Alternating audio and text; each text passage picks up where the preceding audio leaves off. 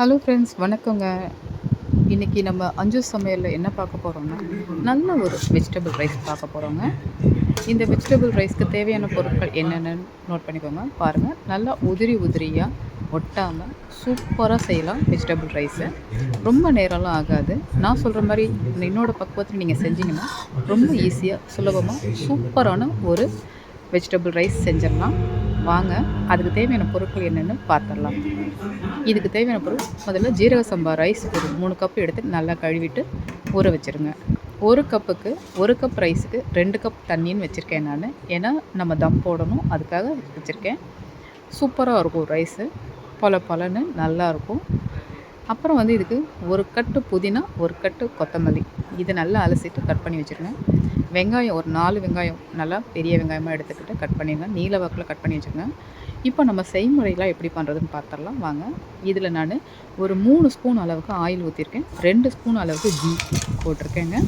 இது கொஞ்சம் மெல்ட் ஆனதும் பட்டை, கிராம்பு, ஏலக்காய், பிரிஞ்சி இலையெல்லாம் சேர்த்து கொஞ்சம் பொரியட்டதுக்கப்புறம் நம்ம அதுக்கும் பிறகு மற்ற இன்க்ரீடியன்ட்ஸ் எல்லாமே சேர்த்துக்கலாம். கண்டிப்பாக இந்த மாதிரி நீங்கள் ட்ரை பண்ணி பாருங்கள், உங்களுக்கு கண்டிப்பாக பிடிக்கும். இப்போ 4 வெங்காயம் கட் பண்ணி வச்சுருக்கோம், அதையும் நம்ம இதில் ஆட் பண்ணிடலாம். வெங்காயம் ஆட் பண்ண உடனே நீங்கள் வெங்காயம் வதங்குறதுக்காக கொஞ்சம் சால்ட்டு சேர்க்கணும். சால்ட்டு சேர்த்திங்கன்னா அந்த வெங்காயம் நல்லாவே வதங்கும், அப்போ சீக்கிரம் வதங்கிடும். அதுக்காக தான் நம்ம சால்ட்டை சேர்க்குறோம், சரிங்களா? இப்போ நம்ம அதுக்கு சால்ட்டை சேர்க்குறோம். அதான் அந்த அந்த புகையில் உங்களுக்கு சரியாக தெரியலன்னு நினைக்கிறேன்.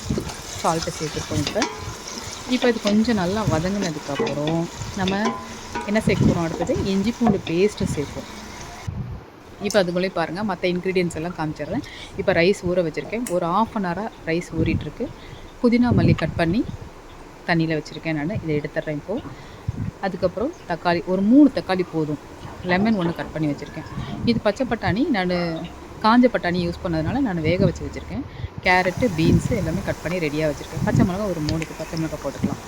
இப்போ இதெல்லாம் நல்லா ஒரு மாதிரி வெங்காயம் பாருங்கள் கொஞ்சம் நல்லா வதங்கிருச்சு. இப்போ இஞ்சி பூண்டு பேஸ்ட் ஒரு 2 ஸ்பூன் அளவுக்கு இஞ்சி பூண்டு பேஸ்ட்டு சேர்த்துடலாம். இதோட பச்சை வாசனை போகிற வரைக்கும் நல்லா கொஞ்சம் வதக்கிடலாம். கொஞ்சம் பச்சை வாசனை போனால் தான் நல்லாயிருக்கும். ஸோ கொஞ்சம் நல்லா வதக்கிடணும். அதுக்கப்புறம் நம்ம புதினா மல்லியில் சேர்த்துடலாம். பாருங்கள், நல்லா வதங்கிட்டுருக்கு. இப்போது இதே மெத்தடில் கண்டிப்பாக நீங்கள் செஞ்சு பாருங்கள், சூப்பராக இருக்கும். ஒரு வெஜிடபிள் ரைஸ் சாப்பிட்ட மாதிரி இருக்காது, ஒரு நான்வெஜ்ஜு மீல்ஸு சாப்பிட்ட மாதிரி உங்களுக்கு அவ்வளோ சூப்பராக இருக்கும் அந்த பிரியாணி. நீங்கள் சாப்பிட்டு பாருங்கள். இப்போ புதினா மல்லி கட் பண்ணி வச்சுக்கோங்க, அதை எடுத்து நம்ம போட்டுருவோம்.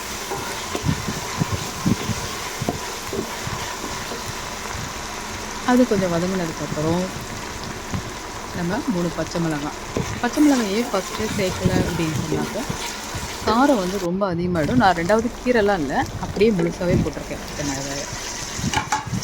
இப்போ 3 தக்காளி கட் பண்ணி வச்சுக்கணும், அதையும் நம்ம சேர்த்துப்போம்.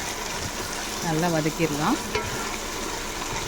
நான் கர்டெல்லாம் யூஸ் பண்ணலைங்க, அதுக்கு பதிலாக நான் லெமன் தான் யூஸ் பண்ணுறேன். இப்போது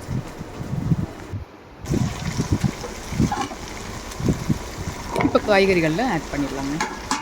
கேரட்டு, பீன்ஸு,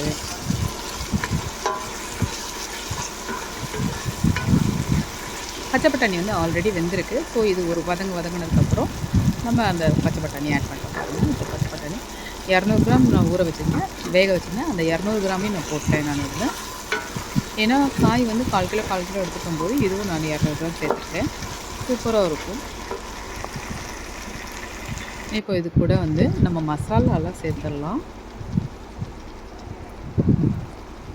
கரம் மசாலா, மஞ்சள் தூள் கொஞ்சம், கரம் மசாலா 1 ஸ்பூனு, அப்புறம் வந்து மிளகாத்தூள் 1 ஸ்பூன். அவ்வளோதாங்க மசாலா, வேறு ஒன்றுமே கிடையாது, இவ்வளோதான். இப்போ இதுக்கு தேவையான உப்பு ஆட் பண்ணி கொஞ்சம் காய் கொஞ்சம் நல்லா வதங்கினதுக்கப்புறம் நம்ம கொஞ்சம் தண்ணி சேர்க்கலாம்.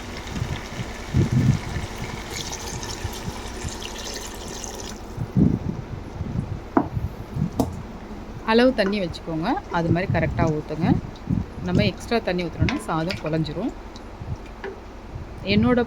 பிரியாணி பாட் வச்சுருக்கேன். என்னோடய பிரியாணி பாட்டில் நான் செய்யும்போது 1 கப் ரைஸ்க்கு 2 கப் தண்ணி அப்படின்னு சொல்லிட்டு ஊற வச்சுருக்கேன். அந்த தண்ணி தான் நான் இதில் ஆட் பண்ணியிருக்கேன்.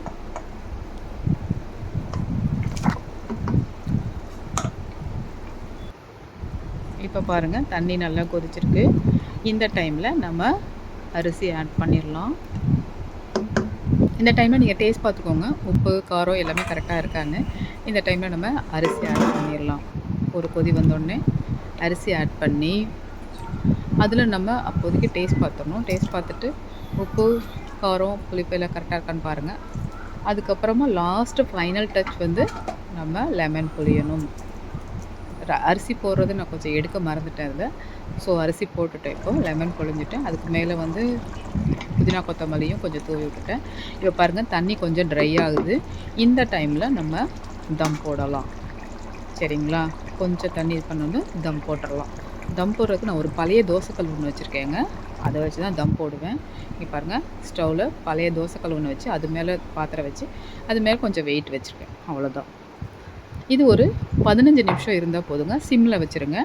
ஃபஸ்ட்டு ஒரு 2-3 நிமிஷத்துக்கு வந்து ஹை ஃப்ளேமில் வைங்க. அதுக்கப்புறம் வந்து சிம்மில் வச்சுருங்க. சிம்மில் வச்சுட்டு ஒரு 10-15 நிமிஷம் இருந்தால் போதுங்க. சாப்பாடு பாருங்கள், பொல பொலன்னு சூப்பராக ரெடி ஆகிருக்கு. ஒட்டாமல், ஒன்றோட ஒன்று ஒட்டாமல் சாப்பாடு நல்லா வெந்து பிரியாணி சூப்பராக ரெடி ஆகிடுச்சிங்க. இப்போ என்ன, சாப்பிட வேண்டியது தான். உங்கள் வீட்டில் கண்டிப்பாக நீங்கள் இதை ட்ரை பண்ணி பாருங்கள். ரொம்ப அருமையாக இருக்கும், சூப்பராக இருக்கும். செஞ்சு பார்த்துட்டு எப்படி இருக்குன்னு எனக்கு கமெண்ட்டில் சொல்லுங்கள். இந்த வீடியோ உங்களுக்கு பிடிச்சிருந்துச்சுன்னா லைக் பண்ணுங்கள், ஷேர் பண்ணுங்கள், கமெண்ட் பண்ணுங்கள். மறக்காமல் சப்ஸ்கிரைப் பண்ணிவிடுங்க. அப்படியே உங்கள் ஃப்ரெண்ட்ஸ்க்கும் கண்டிப்பாக அதை ஷேர் பண்ணுங்கள். உங்களுக்கு பிடிச்சிருந்துச்சுன்னா கமெண்ட் பண்ண மறக்காதீங்க. கண்டிப்பாக கொஞ்சம் திறமை இருந்தால் பாராட்டலாம்ல, போடலாம்ல. அதனால் கண்டிப்பாக நீங்கள் எப்படி இருக்குன்னு செஞ்சு பார்த்துட்டு சொல்லுங்கள். இல்லை இது செய்கிறத பார்த்துட்டு உங்களுக்கு நல்லா இருக்குன்னு தோணுச்சுன்னா கமெண்ட்டில் சொல்லுங்கள். ஓகே, அடுத்த வீடியோ ஒரு நல்ல வீடியோவாக போடுறேன். அது வரைக்கும் உங்களிடமிருந்து விடைபெறுவது அஞ்சு சமையல்லேருந்து அஞ்சு. நெக்ஸ்ட் வீடியோவில் பார்ப்போம். அன்டில் தென் பாய்.